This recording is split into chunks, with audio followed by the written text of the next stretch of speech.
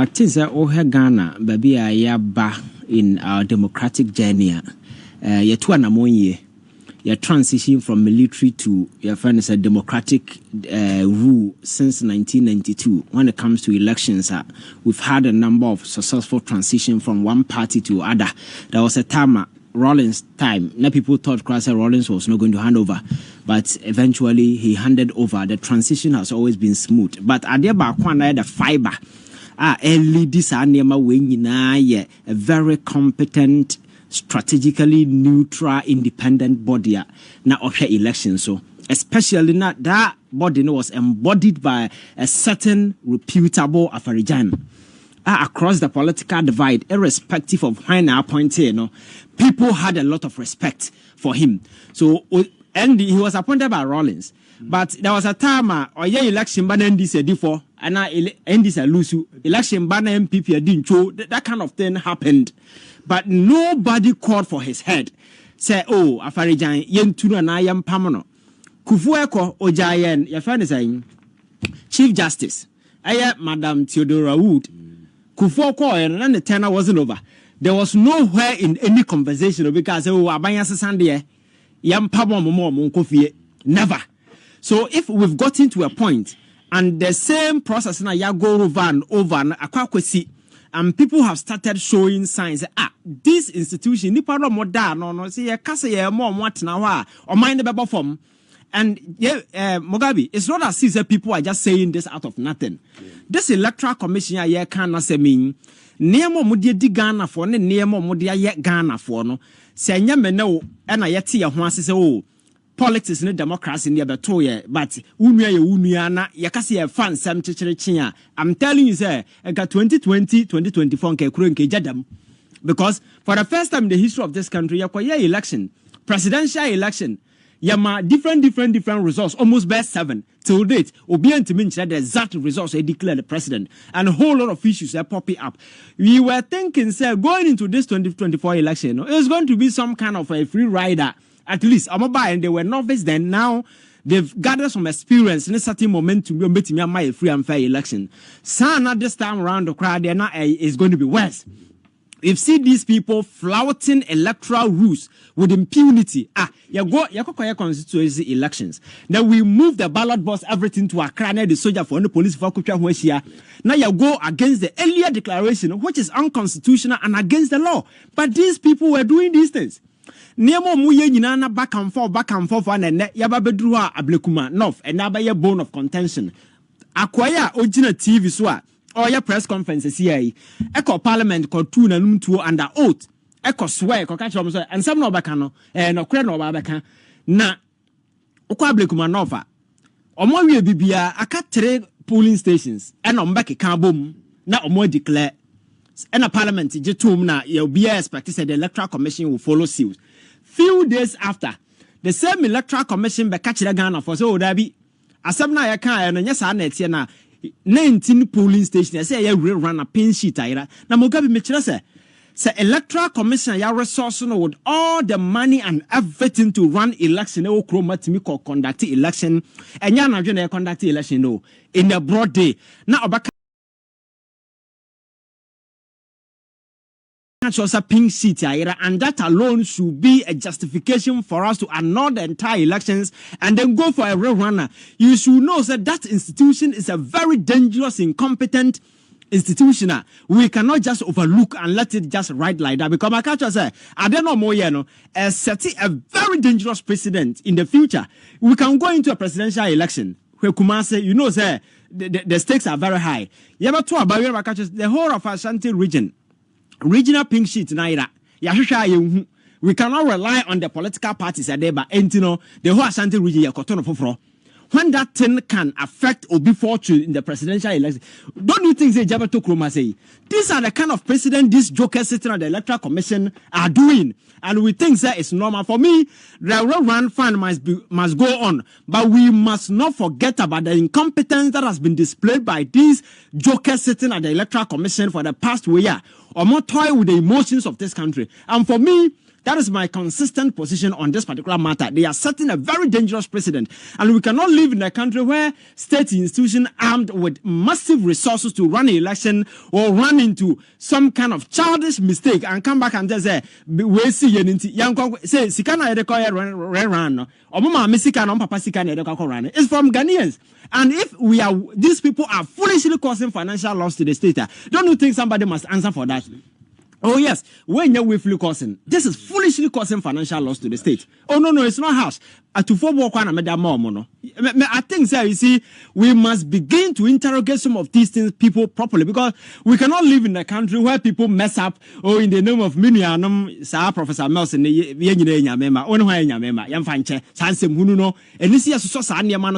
people must take ultimate responsibility. Now no, me catch Donald Trump kununo. Secret Service Director no anywhere close to baby assembly no. But I'm so on that Ajumoko na ntinanka ku Trump no. Ya force ma mana tender in the resignation Kimberly. Or resign coffee. That is how people take ultimate responsibility. Asama Bossman, asare TV so ye. Asanka ode adia krakata nanim because it's shameful. It's very, very shameful. Or can't as if say nothing has happened. You understand? 11 January and then back to the NPP. You see, and our position has always been consistent about the Electoral Commission, how incompetent and how dangerous and how biased they are. These people took 8 years and defended the Electoral Commission. The NPP became the Attorney General defending the EC. And near flipping Electoral Commission DBD you see that today they are telling us they support a call to remove the EC. That tells you how dishonest these people are. Now you see, party no, tell them Mr. Kachiro no, nema there the Blekuma elections say MPP na WIA kase they need to organize because they don't have leadership. And that is clear. And yet omu general secretary na press conference. Eba kachira Ghana for some boycott elections no. And candidates na or contest is out there campaigning. The national organizer is on the ground. So at the end of the day, where is leadership among these people? And can any serious mind take this joke serious in anything? Because a party will organize a press conference to come out with a statement, That statement must reflect the collective will of every key stakeholder in this whole electoral process. But you do the press conference the following day, then they shift gear, everybody is talking differently. It clearly seems that the party ain't ready for election. And for me, and baby and doing. There is a ruling party and there is a government in space. Here, so who MP?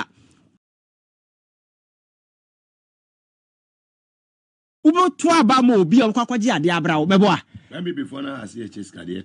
Oh, Dr. Mahamadu Bawumia provides a queer free year with 410,000 Ghana to support Ablekuma North Rerun. Na party of Brana Champo has also supported a queer free year with 200,000 Ghana and additional $6,500 US for coordinators.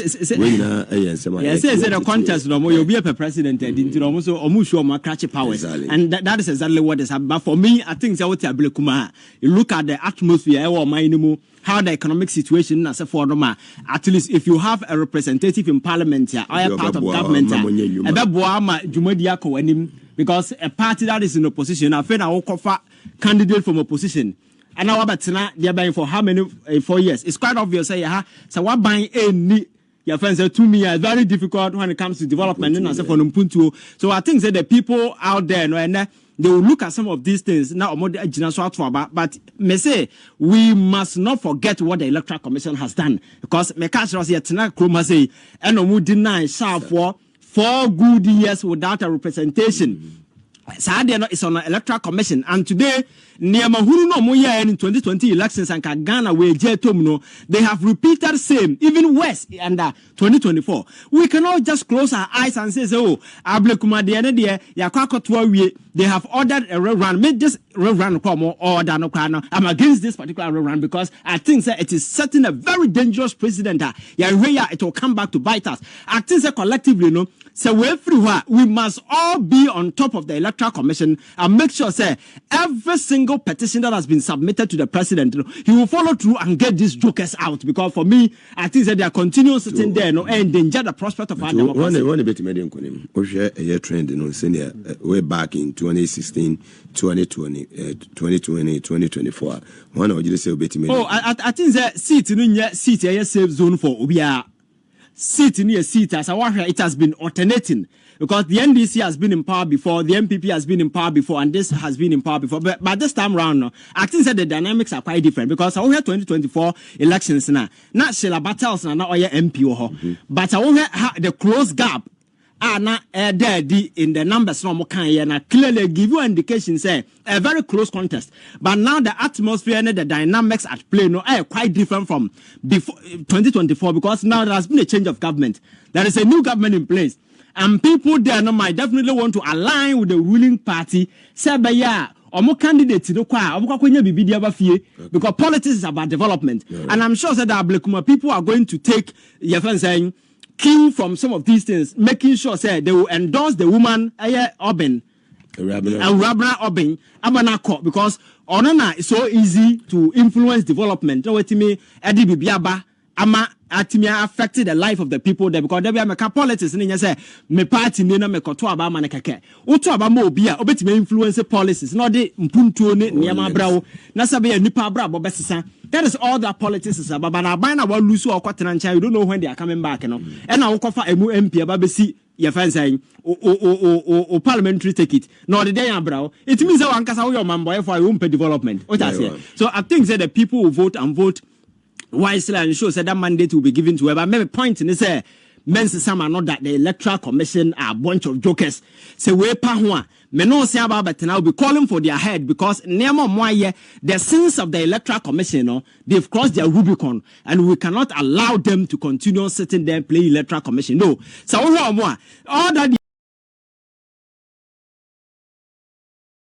are doing is as a playing nice because government has changed just to secure their position. These are dangerous people, very criminal individuals. We cannot just let them there because these are a criminal bunch of individuals. We cannot allow them to sit there. Evidence now in a constituency, who could try a group of people from now Omonia representation and validate the constitution? Is it not a criminal act? Very well, may I say for you. Erabna ene yekoto aba afie twam yi na me ya aduma ne din konim na ohwe ekwan a NPP fo efa so ye se omo pese omo wi aba no a na kopon pe ena oboaye enti akoye ti se de omo ankasa no kura no sesi e musima wene momfa mom paper bra musimu ni bi ena edidi mu na Ghana ha no du ba bia na no kura no ase ye ton na uniskanti untimi ntobi enti dia koso from the one electoral commission by Babu boy na mempene na mayese ni nyina no e kire wo se omadwuma no sabi enso ani na se wo be kaya me sha se me boda ru se Jean Mensa oni madwuma na eni kwan se yema ne electoral commissioner sabre no na amafo fi se me kura no ma no ha me Emebi Bossman Exposed so ebeka ne ho ono susu na no koyi ne ka ma me ka se yemfa sa adwene na ehye Bossman Exposed tirimu no emfa nkonkoye sa adwuma na oye no because election eyade a etimi bomman se yekoto aba na pa se minim se medin kunim machitafo nyina nim se medin kunim na electoral commission nipa mo power mo se o mo nkodi se adwuma no o mo adwuma no aye adwuma sini a die beba ne se ebe wiase no mo na mo manage elections ni nyina no musinto na ma ye bedru ba bia yadwi and eye me ya se ensem ni bi wo ho a ye kano weti na ye di akogu ebepim ne saa omo video beda edi a oba besia ewia ye fe ni say pink sheet ekọ ya okosi san no ba ye no bepim ne ye nchi obi a ye ma obi a so twen nti akwai ti say ekine bi no obi so plan ekwan ya ono so befa so obeye bone ebe wi ase no na ye democracy no na ato api. The last time me discuss democracy in Akufo Addo's hands, people were like, as a mikrano, me the time be and a time Akufo Addo. Now so nipa was so yellow yani. Yeah, ye de omaya shawon sa e kwanya wo fa so a wo de beji tumi beye mampanino. Ye de sebi democracy na ye de ema wo beye mampanino. Wo kono die wujaye no senye nyansani jomama ne baaya e ko ma wonke boye etino me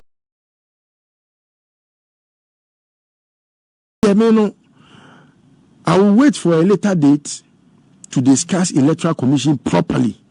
Na Mugabi eya na me de sembi gu akwemu ma ye de kaka ye ho so manfo hwe democracy na wo ho no kabina men kabino enye politicians dia eye Ghana fo nyina ya sede se wo se etoto ye nuoma sene ye pe no enu ti na wo kan ye constitution na o se tumi ni nyina wo Ghana fo enti tumi ni bi ni apone ama politicians ahodo MPs obia enye kakra o de di nejuma na de me observe efri 1992 bepem ne me pese me magana fo nyina ehu echina obi ade me bo be ma me NPP bie ni so fa so Ghana Mugabi ti asema me kan yi NPP bie ni no so fa so Ghana ha omu useless omu ni ndie nti ayeto aba ayi omo.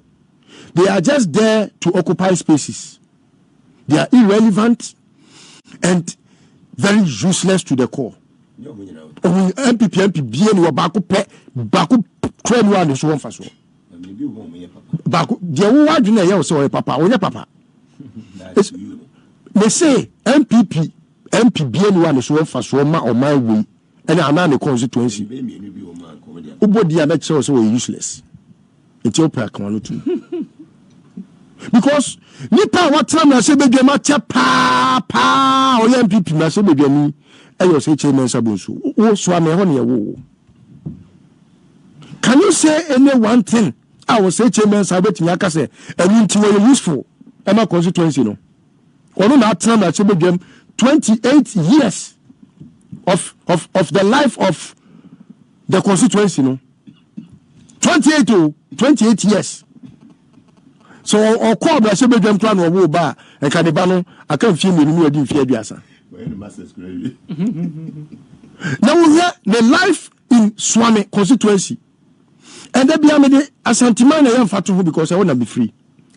Now, so share mensia a crobia sabi natina ye na suye crobia refer Asante Kotoko Bawumia mamusu. The constituency o. And then the packet to constituency o. And fine. Esai be constituency e obi a constituency na so no eye krobia e na sebi o ya Asante Manwura the whole Asante Man 47 constituencies ni na mensia is the useless bibian wo mensia MPB Agyarko from me wo Ato Forson to NAPO ya wa boni hini as ye transfer Agyarko useless omadwe ye omo se eye tumi bi na omo kwa akopede aye omo ahu bibi. It is obi ko contest on the ticket of MPP who say ni pano useless. Aje papa bia ni litrim a ode ba beboa. Ubetimi nemu the best constituencies in this country and we nya MPP constituency ba ko pe one. Ba ko pe say ba ko say MPP MP way the constituency wa ye di oku de to ye ana wa ye de muntaka. Asante Maya wo ho kakra kan nyina constituency emu ofepa e muntaka constituency or MPP ni ana NDC ni enti me catch us MPP MPB are useless I mean can okre and actually because omukwa o se wo dia ponti kra gbegina wa ye beto ama no enti ponti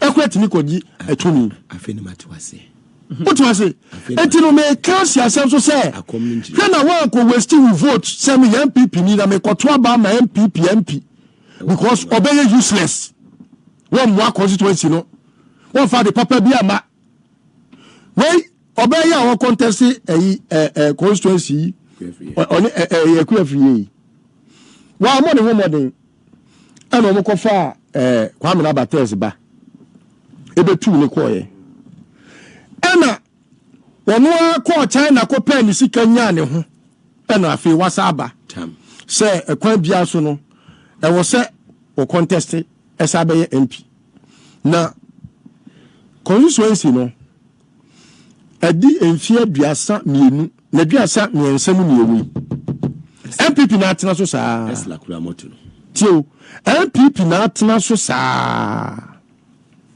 the first time NDC tena so ye 92 eno MPP boycott ye ena omukoye Professor Dubois chose stolen verdict.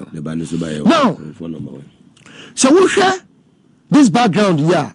Medema we are. Nature say ye kotoa ba. Any kwasi ya jin say party A and party B keke. Nemo party a wono ni mpanifo ekache MP say MP tunia amanfo de amawo no. Ehwe no want to tunase.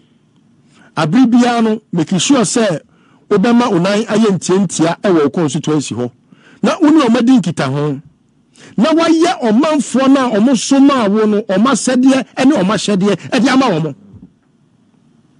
betutu mani na NDC fo na sebi omachire ekwan a sebi e wo se MP faso eboa ne constituency enti hwa santima kakra kamri example yi muntaka pe ene watimi develop ne constituency a ho fete baby asabi crop ya yefi Asante kotoko oni body amamu so Jean Mensa bo hia hwe very useless omo jetuni na ma menche odo omo de ye napo wa misi je no ye napo wo kura de wonu kura po no na hospital kura ko refurbish enso top room ko for hospital mention hospital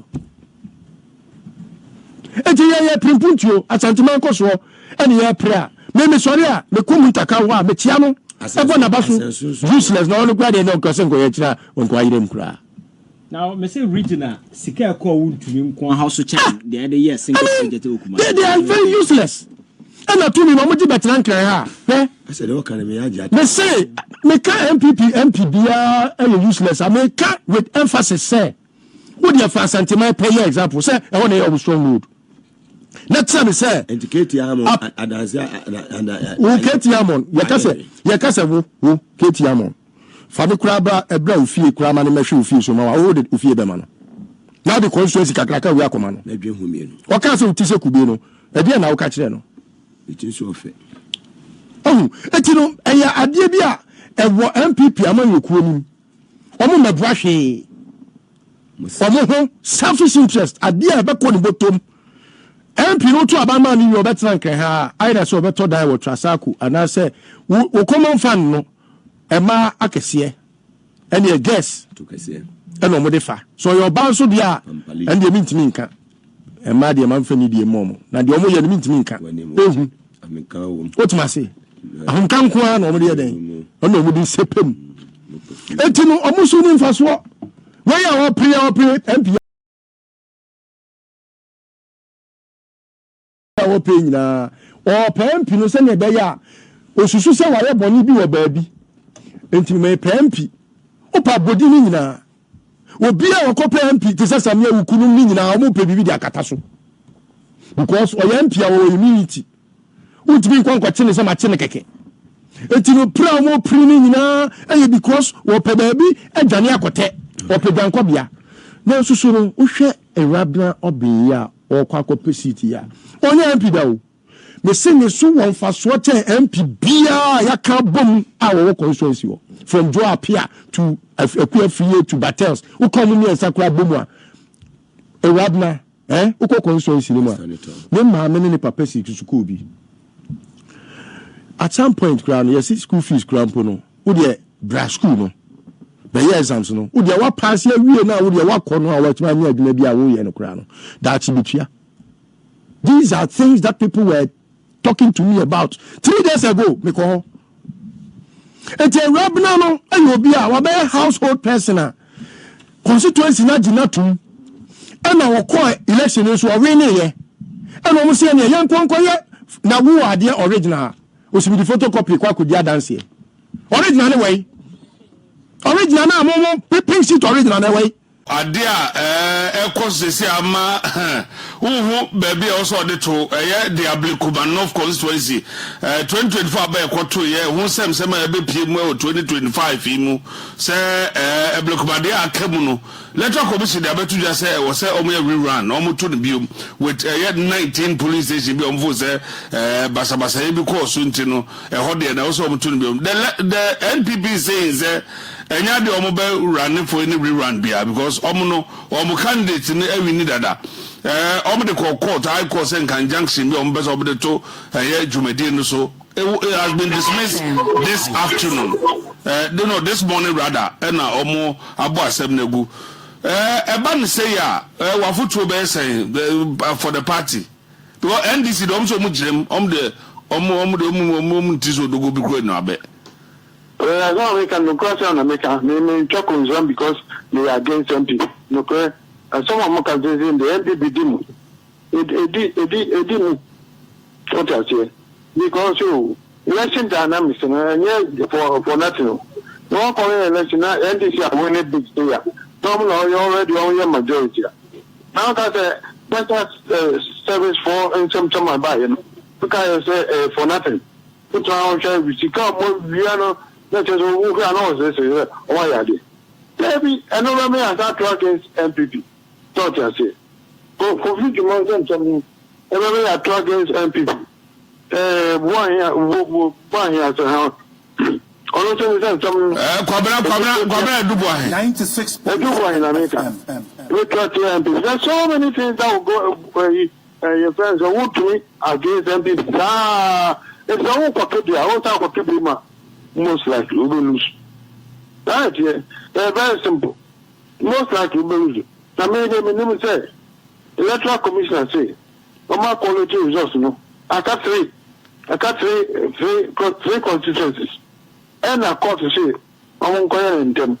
The people provide one more security, no more in them. In security, no man. Now, what land didn't hear about it? And he may who may see by it. Now, electoral commission, no. Only authorities or no other say the electoral banning you won't do that authority.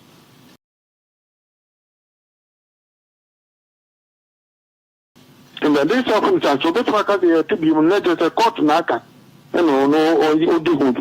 On one case, new authorities, so like I say, they can go to only that 96.7 FM. Why? It is called like I said, when time quality, which ever have to let it. Maybe. That is a whole check up. But the records are never. The never is incompetent. So I got to about 7 months. No, but one thing so they say, is it no goes are quite to say when the any party be our power be no feel say the EC is for him. It's not say because you say it's independent body. It's Adena. And obi say na nya before na DEC be. Adena say the EC the juma no ye no kra no so any na be bi o ye no should come again because what matter say say don't get say the EC the chairperson the deputies should go into because of that no and no na ma EC na ye turn back our ma be ka say this and raise so many suspicions. Well, I didn't want them, but they said they can in order. It's really incompetent. Whether we are appointed and another we are appointed. It's not also about this on Kwana. 0.7 Yes. Because what you mean, Kotlava? Last 7 months, what you mean is that abandoned what you man is saying? Maybe it's impossible. It is all yadi. We only more joke, you shouldn't be there. So, you shouldn't be there. 7 months to resolve this issue. Now, see, 3 constituencies. Yeah, got a man on the call it in them about 4 gradually. So, everybody. The train now, okay, apartment now, coca train. Listen, it is a yana passport. The easy, I'm going to join it on the decided there. You have to another yen too. What you man say, oh no, but organize a balloting. No, you don't have any authority more than that. No, they organize the balloting. And so, organize it. That be beyond Guya. One of our cultures got to say. About any credibility because you say anything. I got evidence anything. No, I'm getting you now. I'm saying, you can hear the crowd. I want to make us one time properly. The one that is in the wood drink or can't chunk of water, we start to abandon. Where does it happen? Well, they are starting with nothing.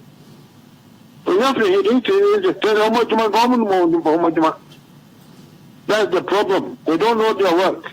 EC does not have any authority to call for reballot. Only the court do. And Sana is not going to do. Doc, yeah, share statistics way. Yeah, 2024 abanu no. Per what the NPP saying is collection sheeter they kuta o man say pink sheeter na kuta o no.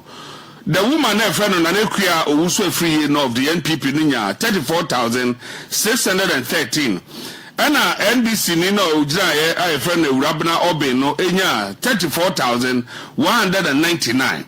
International woman MPP ni nukra lead woman no 414 vote difference.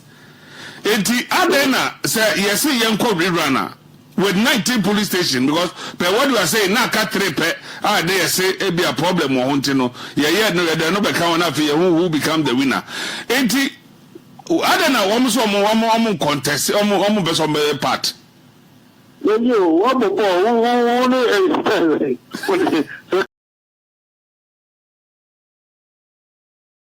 can you have that as the house? Now, I don't have that as I win it. Now, I was a Tanko, you chop out in Tanko. I want to be said, I'm to massage. Election dynamics are very different because they were incumbents. It's the NDC are winning big. Of majority. Who wants to join the minority? What I say? Incumbency advantage, and it's a saying minority disadvantage. Is playing up very, very, very much. They shouldn't say, who are winning up to a town? And you're correct. The times before now is different from today. Completely different. Now, you can be about Ghana, you win. And one on your bomb, you one. That's an empty. But your one. What was all to come out? What you can empty? Now, there one man and your bomb, the NDC for another NPP. NPP won't come down and over them. Yatu, one man. Say, me, I don't call you chanting you. Yatu, was. What I say? The two, radio, or the girl confusion one, the car, and I do not go, you say, and then Japati, and I say, what do you think? When Kojo Kyeremanteng, NPP, studied. I don't think I want to. Is it because that's the reason why MPP forum person on part of the election, Nana? Yes, exactly so. Yes, because I'm a problem at a different time, and as you see, I won't go to be in a different time. The dynamics in the same results is very different. The MPP got to lose. I'm telling you. No more control banning beams. But so obviously woman no wa juma and the people love say near DNG no and they na aban MPP aban no so ye juma. No can really cast candidate yes, but the prevailing situation in the country and as well.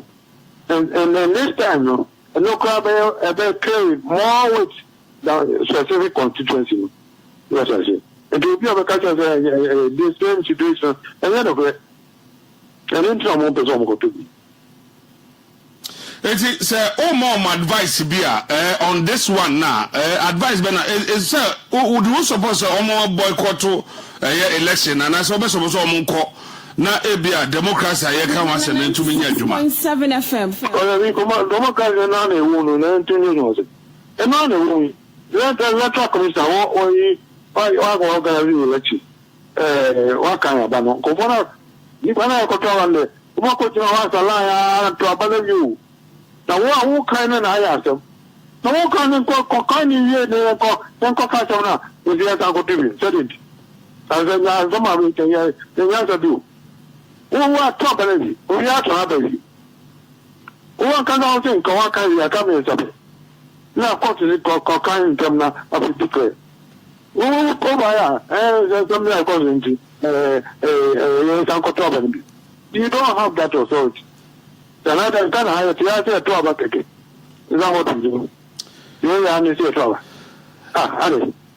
Dog, your voice we now, maybe some question be wrong. Now, on the applicant, your party is saying they are trying to boycott the election. We believe that first and foremost for the EC to change its mind. Because the last time we were in the chamber, they told us we were going to collect. We were only waiting for policemen to come and help them guard the place. That's what they've been asking for. We don't know what has changed. That they say we should go and do another election in some few polling stations. But you see, the NDC have to be very careful. They have to be very careful because they have 183. What at all do they want to do with just one? Are they behaving like David in the Bible, who has so many wives and concubines and still wanted the wife of his commander, the only one wife of it? What at all do they want to do with just one? Are they behaving like David in the Bible, who are? They have to be very careful because they have 183. What at all do they want to do with just one? All right, Doctor Otemeka. Sorry, how can you take it? All right, let me repeat it for you. Let me repeat it for you. They have to be very careful. They have because they have 183. Are they behaving like David in the Bible? All right. So this one is from the former Western Regional Minister, and who also doubles as the Member of Parliament for Takoradi constituency, Dr. Kwabena Agyarko. And for his assertion, he says, the NDC should be careful because more 183. One seat, one seat now, MDC 4%. One more just a seat, no, change on Beso Mojibeka or Modia no. And then Obeso, until to say David or Mabibri, no Koji, ne, Monamuni Bible, Muntino.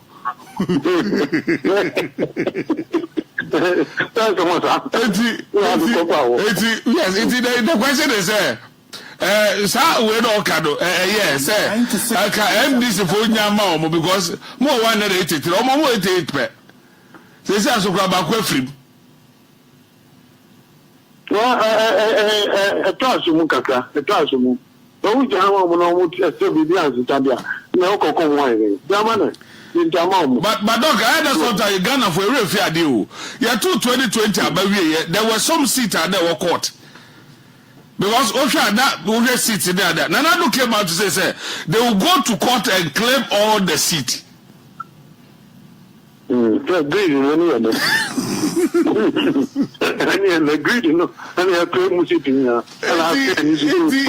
sometimes the only NDC almost yeah no say Sanya money they were in this country. 18 almost kind na. The other day their deputy general secretary Mustafa Bandi came out to say Sikawia na akwoso no. Most of the MPs now appointment near there discount no. Almost about 26 of them. On my children and I jaba election baby. So I tell the democracy is anarchy. Don't just cry or see. But you have not by election on the number. A bunch of most like you will lose. Because yes, Uncle Toma would want you to know on the party. So this is what is sad about the whole thing. And the NDC follow, they should be a little bit magnanimous and they still want to do the majority. Besides the TV Macau, but I am majority in Kasuka. And the mom will do most in this, and my Baku and the so. But Anna, maybe I answer no. Dog, is this as a payback be as a Bob Mafia and Tibusuba Bob Mafia? Is that what we are seeing?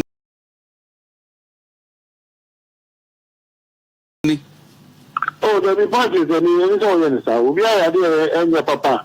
I think I was going to try that. There be all compassion mama who pass mama.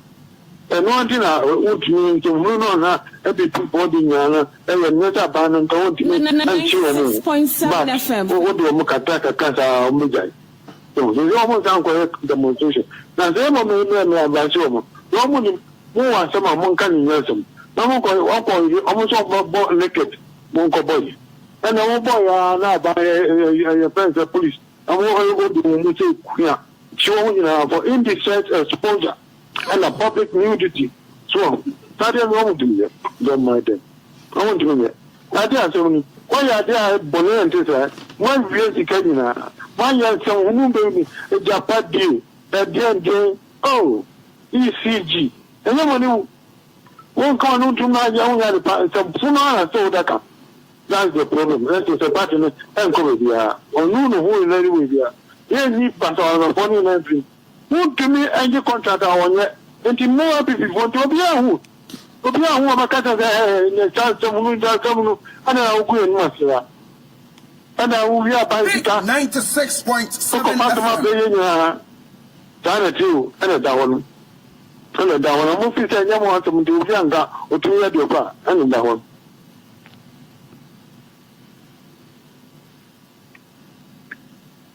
Sabu.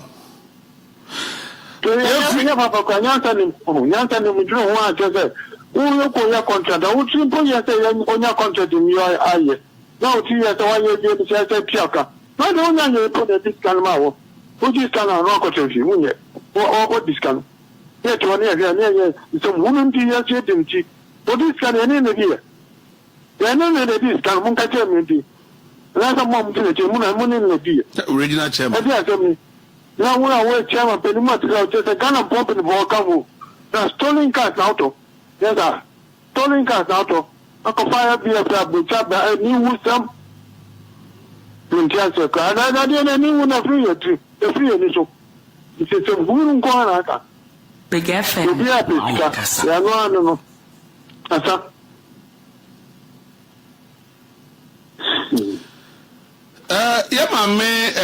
Suspended Chief Justice, and so Adwane Ato Ekuwas Court. Na and seven who say? To one man drawing a Uncle Ponka, but that lazy for but that's I don't know who say dog I say who say in Pessi Nasem. Oh yes, when a new who will be on Vassam because I just said charges were diabolical too. There are other things we want to say about and it is a swamble. And the nature is a cochino. Don't as a Kululu apostle. What as a Kululu no say better for it say then be contract or the man I'll pay your marking no quite want to. But as a contract or the man I'll pay your marking. 96.7. No quite about yes. Are you part of the NPP or you are out? You're part. Anyway,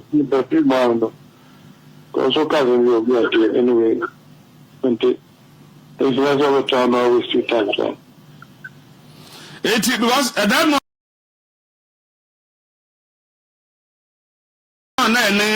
Justice report could be a Sabia no catcher say a penny for a woman bibinti one more free party no more of a frame now I'm a masamba back now what to me power in 2028.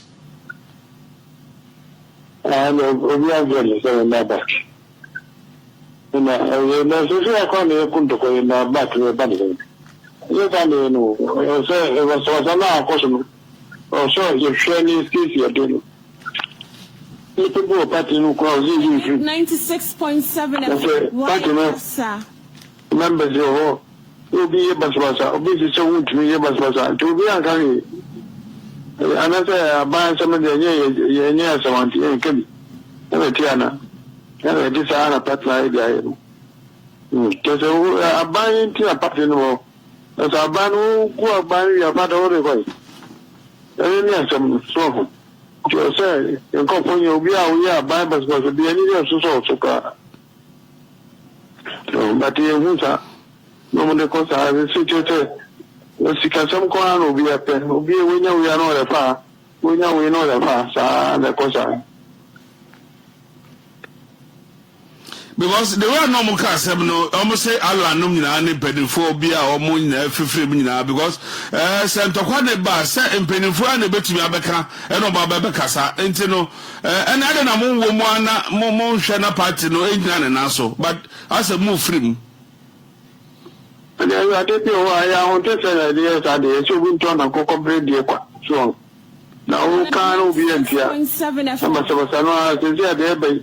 You say, but you're not a party. We hear the area will be a person of a presidential candidate. And the area can get the intermediate. Yes, you can go and be a presidential candidate. Yes, you can go. So, but, and one will be having two cars and be of you. To the Equa and Equa, the worse. So, John, It's a say no, I never said down to a party to master speak. Still, I never tensions were high. Oh, yes, I think so. Yes, it'll be as high as before. It'll be high. You know, I say, come on, people. I just supported the situation on any papa in some doors. So, when we are a common, I've a chop on every part, no, a pacho. No idea. The Brazil, a planning natural organization. Now you call a content on your elections. There was the party. Big 90. And to one custom, you see the party in the Nakono, Mamma, you move. So, now some dream my pattern. I call for others to pattern do. I call for others to do. I say, that was a crop for. Yes. I call now on to another service to get advantage. I just say, you can't come here and I say, they are familiar, they can't say, they are in captive. So, to be a vendor, a man millions are going to cut to have. I'll go for free. Into a cost was, and you say, you lose here. Thanks for watching. Like and share the video. You can also drop your comment. Please don't forget to subscribe. Click on the bell to turn on the notification.